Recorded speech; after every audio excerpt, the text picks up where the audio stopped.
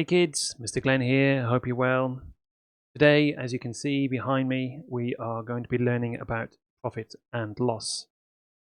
This is part 3.1, and this is in two parts.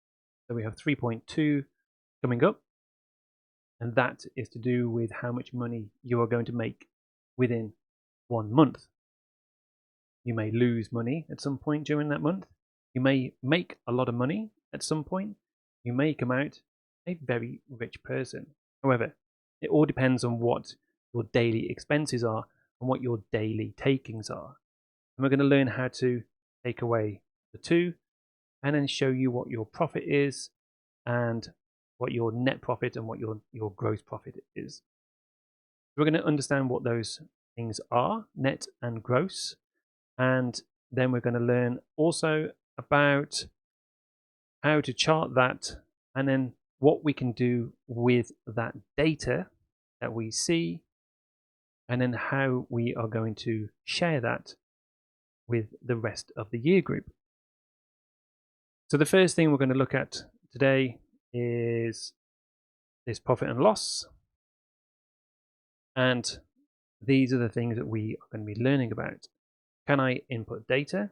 Well, we've been doing that already, so we're going to show you how this important part of inputting data is crucial, because mistakes can snowball a little bit later on.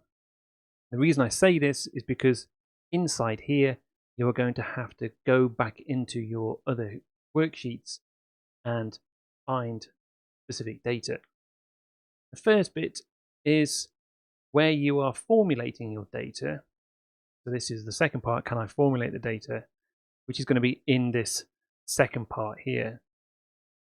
Can I chart numbered data? So that is a repeat of what we learned about last lesson.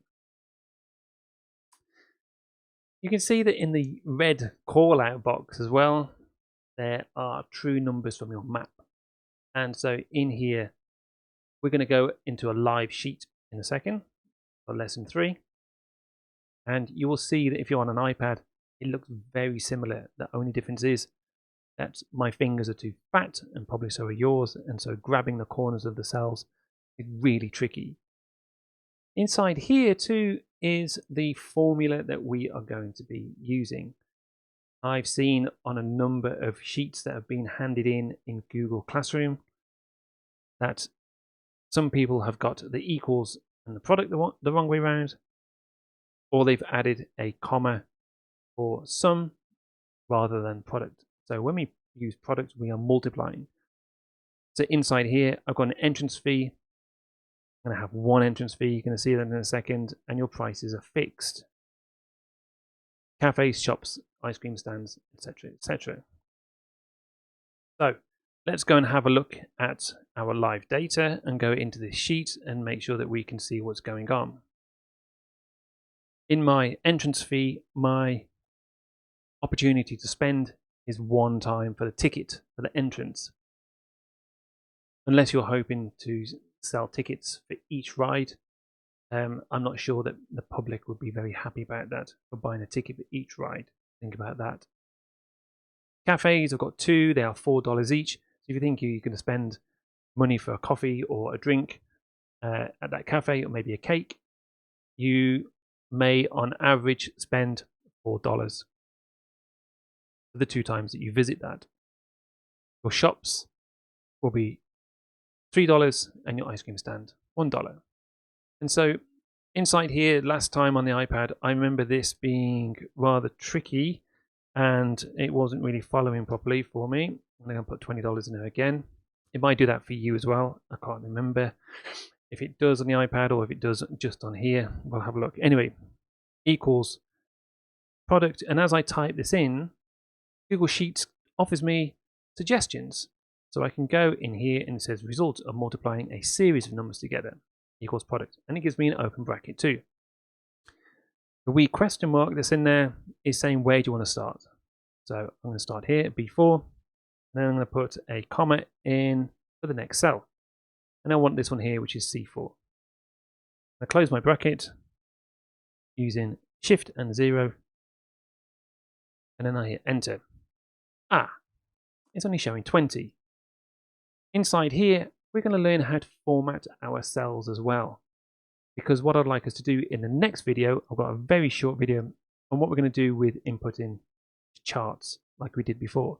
Inside here, I'd like you to make it look a little bit prettier, a little bit nicer to look at. And we're going to look at the way that we can format this.